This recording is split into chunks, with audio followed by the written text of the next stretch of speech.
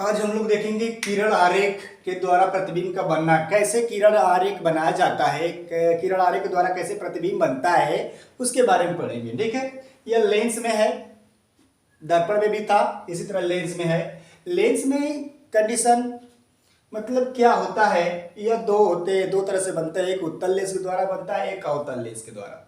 उत्तल और अवतल दोनों के लिए 3 नियम है। अगर 3 नियम आप जान रहे हैं तो किरण आरेख खींच सकते हैं। खींचने का ढंग और तरीका आपको पता रहेगा। पहला है प्रथम नियम, ठीक है ना। कुछ चाहे उत्तल हो चाहे अवतल है, दोनों के लिए यह नियम लागू होगा। मतलब कि प्रथम नियम यह है कि जब प्रकाश किरणें आती है, जब प्रकाश किरणें आती है, अगर मुख्य अक्ष के समांतर आती है, किसके समांतर आती है? मुख्य अक्ष के समांतर। कोई भी किरण अगर मुख्य अक्ष के समांतर होती है, लेंस पड़ती है अपवर्तन के बाद। किसके बाद? अपवर्तन के बाद।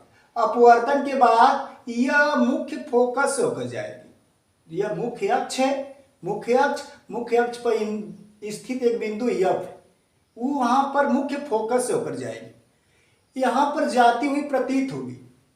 कोई भी किरण हो अगर मुख्य अक्ष के समांतर आएगी, चाहे उत्तल लेंस में आए चाहे अवतल लेंस में आए, अगर मुख्य अक्ष के समांतर आएगी, लेंस पड़ती है, अपवर्तन के बाद प्रथम मुख्य फोकस या मुख्य फोकस से होकर जाती है। यहाँ पर मुख्य फोकस से होकर जाती हुई प्रतीत होती है। यह जाती है, फैल जाती है, क्योंकि यह फैलाने का काम करता है या बटोरने का काम करता है। लेकिन इसमें क्या है कि मुख्य फोकस से होकर जाती है, इसमें मुख्य फोकस से होकर जाती हुई प्रतीत होती है।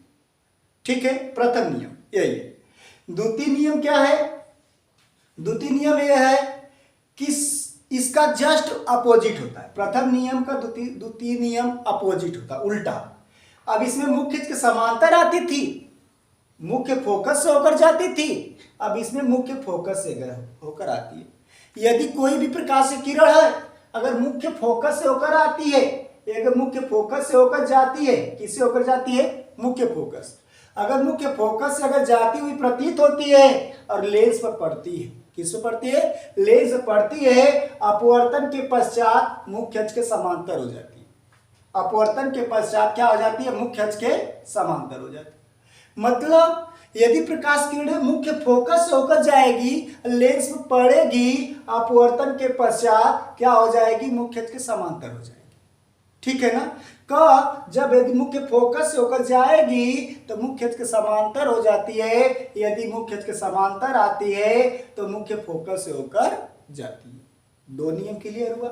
तीसरा नियम क्या है? यदि प्रकाश की किरणें प्रकाशिक केंद्र से होकर जा रही है तो वह सीधे निकल जाएगी।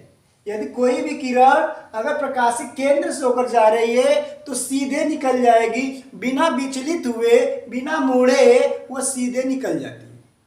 ठीक, कब? जब प्रकाशिक केंद्र से होकर जाएगी तब। जब प्रकाशिक केंद्र से होकर जाएगी तो वह सीधे निकल जाती है। ठीक। अब पहला नियम क्या है? यदि मुख्य अक्ष के समांतर आएगी, लेंस पड़ती है, अपवर्तन के पश्चात मुख्य फोकस से होकर जाती है। यहां से मुख्य फोकस से आती है तो मुख्य अक्ष के समांतर हो जाती है। ठीक। और यह प्रकाशिक केंद्र से जा रही है तो प्रकाशिक केंद्र से सीधे निकल जाती है। ठीक है। यह 3 नियम बहुत अनिवार्य है हमें प्रतिबिंब बनाने के लिए। और उत्तल दर्पण द्वारा प्रतिबिंब 6 प्रकार से बनता है। अवतल लेंस द्वारा 2 प्रकार से। उत्तल लेंस चल रहा है, तो उत्तल लेंस के द्वारा 6, अवतल लेंस के द्वारा 2।